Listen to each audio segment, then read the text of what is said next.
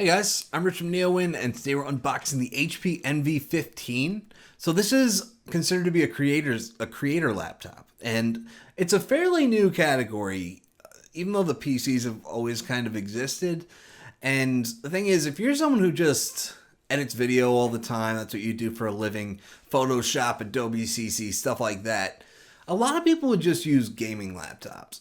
And the thing is, gaming laptops tend to look a certain way. They have the power you need, but they're really aimed at gaming. So these are more aimed at creators. You know, Nvidia launched its studio program, so you can get those studio drivers, which are meant to be more optimized for stuff like that. And that's where this lands us. So this is the Envy 15. It's going to be awesome. I'm excited about it. You know why? Because it's got a 4K OLED display. And let me tell you, OLED is where it's at. It gets you more vibrant colors. It gets you true blacks. That's because with an OLED display, pixels can be turned off, where a regular LCD is just entirely backlit. That's where you get more light bleed on LCD, and the blacks can look a little washed out. So you get true black with OLED. It's going to be beautiful. I love OLED screens. You know, it's still kind of rare on laptops. Dell used to do it in the XPS 15. They didn't do it this year because they made the screen 16 by 10. And there are no 16 by 10 4K OLED panels. So this one's still 16 by 9, but OLED. Now, HP actually makes some really good OLED screens because they did it in the Spectre X360 13 and 15 this year. And so what they did is they have different color profiles. So the thing about OLED is that, like I said, pixels can be turned off. You get true black. Now, when you render colors on top of that true black, these colors end up looking more vibrant than they do on a typical LCD. So sometimes when they're so vibrant, that doesn't translate to being accurate. So they have different color profiles. One could be for watching movies. One I think is for video editing. I think one is for photo editing, stuff like that. So it's really cool what they do. And so this one has a, whoop, this is opening this way. Perfect. Okay, so this one has a Core i7-10750H and an Nvidia GeForce RTX 2060 GPU. Now, it starts at the Core i7. I believe the only options are the Core i7-10750H and the Core i9. I don't believe that it has that Core i7 option, the octa-core one. It's 10875H or something like that. It's a weird model number for that particular Core i7. Oh, here we have it. It's called, the color is called Natural Silver, and you could tell why. So some of HP's colors are weird. Like they have they used to have Dark Ash Silver, which I think has just been rebranded to Nightfall Black because there was just nothing silver about it. It was like a dark gray, which was beautiful. It was beautiful. It just had no business being called silver. So let's see what's in here. I'm guessing it's not a USB-C charger. It's got to be some kind of barrel charger. I think I see the port over there too. So we get this open. Yeah, it's your typical barrel charger, and this is going to be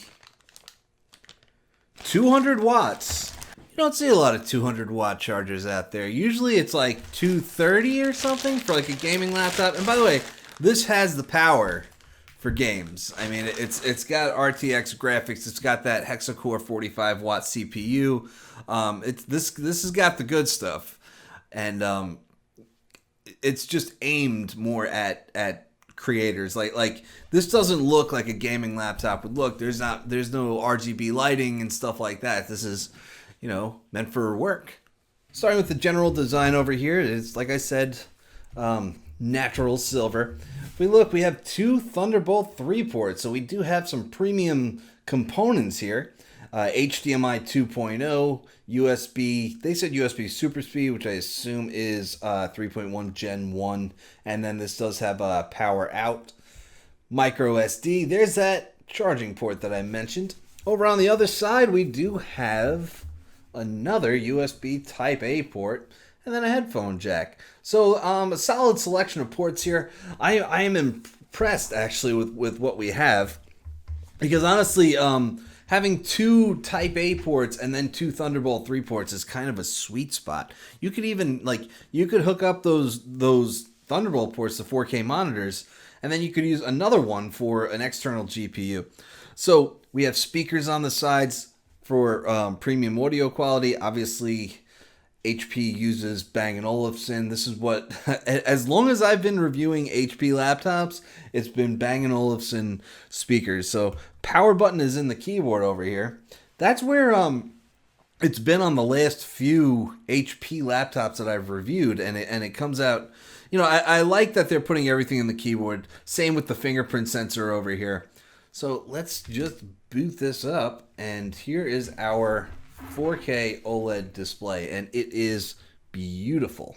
Bezels are fairly narrow. They didn't, you can see that the chin is still fairly big. They chopped that down a lot on the new Spectres, so that's a feature that hasn't made its way down to the Envy lineup yet. The Envy lineup is just the step right below the Spectre, so it's like high-end premium, but not the flagship. So I mentioned that you can control the display with some features. Now, if I just try to pull this up, yeah, so here we go. We got the default optimized for color vibrancy, and it looks beautiful. Optimized for web browsing, optimized for photo editing. You can see some subtle changes in the color. Optimized for movie viewing, and then native. So we'll just leave it on the default for now. Very, very subtle changes, if we just cycle through them. But it's there. And really, because, the example they showed me, I think it was something that was like orange. And they showed me the item, and then they showed me a picture of it on the computer. And you can see that it just looked completely different. So now, like you're using this for editing photos or something, you need that to be accurate. I just changed the background to one of the stock ones from Windows 10 because honestly, I just don't like that background. I feel like it doesn't do the OLED a lot of justice. And when I have photos of this machine later, I'll have some better images. Another thing we can take a look at is HP Command Center, and we'll have to agree to some conditions just to get into it. But you notice there's performance control. So we have it on default right now. We can set it to performance, where that's top-end performance. We can set it to cool, which is meant to obviously keep the machine as cool as possible. You're going to hear the fans a lot, I'm guessing, manual? Coolest? All right, so I didn't hear the fans come on when... But anyway, you could also set it to quiet, where that's obviously just meant to keep it as quiet as possible, but also the internals are going to heat up, and that's going to affect performance. So that's one of the things that HP is putting in its latest PCs. Covered a lot of this when I did the NV13 or NVX360 13 a couple weeks ago, and that thing was brilliant, but that was an AMD-powered machine, which meant also no Thunderbolt. That also didn't have a beautiful OLED display, which, by the way, if you want me to get excited about something, especially a PC, put an OLED display on it. And I've always liked HP's OLED displays a lot. If you take a look at what this is, what it's supposed to be, it's almost similar. I want to say it's almost similar to a Dell XPS 15 because I'm actually finishing up my review on the XPS 15. And then I'm moving on to this, and it's pretty similar. Dedicated graphics, although the dedicated graphics in here are much more powerful with RTX graphics.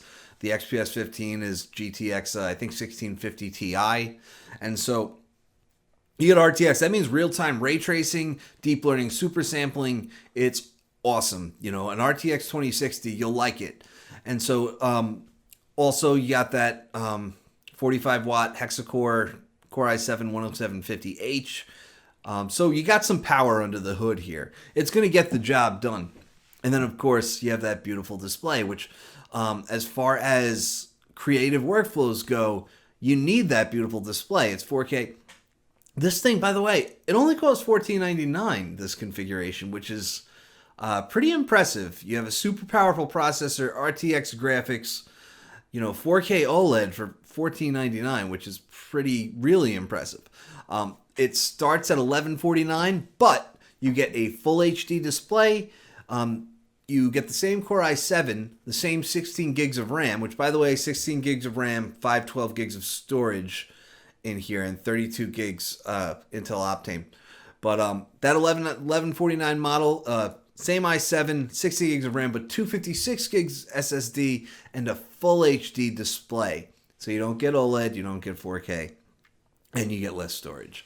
Now, there's also a higher end model that HP showed off in their workshop, which it's $18.99, but you get 32 gigs of RAM and you get 1 terabyte of storage. You get the same Core i7, the same 4K OLED display.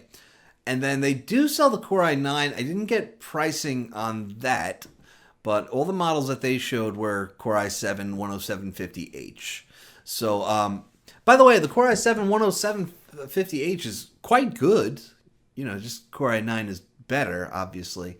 So, I mean, you know, there are higher end or more powerful laptops out there. Higher end, obviously, you might end up going into the gaming sector if you start looking at RTX 2080 or, you know, or Core i9 is more common. But so that's the NV15. Now, HP is promising. See, what they wrote in the briefing was up to 18.15 hours of battery life, and then they wrote 10.96 hours of local video playback, and then 8.05 hours of Netflix streaming. So, I'm never a huge fan of regular battery tests because they're just not accurate to what a real world user would get. Because, for instance, if they say, if a company says, hey, we get 20 hours of battery life on this PC, and then there's an asterisk that says, with local video playback. No one sits in front of their PC for 20 hours playing back local videos. At best, you're streaming videos. And then it goes down from there, right? So like I said, 10.96 hours of local video playback, 8.05 hours of Netflix streaming. But again, no one's sitting there for 8 hours streaming Netflix. Because if you're just streaming Netflix, you might as well just buy a tablet. You're going to do some real work. So it's going to go down like you know, and I'm not criticizing HP for this, but the battery life is not going to be very good. And I'll tell you that right now. Don't buy a laptop like this if you have expectations for battery life. Because you can have one of two things. You could have power or you can have long-lasting battery life. This has power. It's got a 45-watt CPU. It's got a powerful GPU. It's got a 4K OLED display, which also uses a lot of power. And that's fine because you're using it for what you need it to do, and it's going to do it well. Don't expect a lot of battery life out of it. You know, 4K has 4 times as many pixels on the screen as a 1080p display. You know, that's a lot. It's a lot more pixels for the GPU to push. It's a lot more pixels for the battery to light up. It just is what it is. But, you know, take it for what it is, and I'll let you know how long the battery lasts when I test it. But, you know, I don't have high expectations for that, and it's totally fine because, honestly, I love the laptop already because it's got an OLED display, and then it's got the powerful internals that I need for my workflow. You know, a lot of different kinds of laptops pass through my desk, and sometimes I use them for most stuff, and then comes time to edit a video, and then I use something else, and then I go back to that. You know, but this is like the all-in-one thing, and for $1,500, I mean, it sounds awesome. So, you know, I can't wait. I'll have a review in a few weeks, so stay tuned. I'm Rich from NeoWin. Have a great night.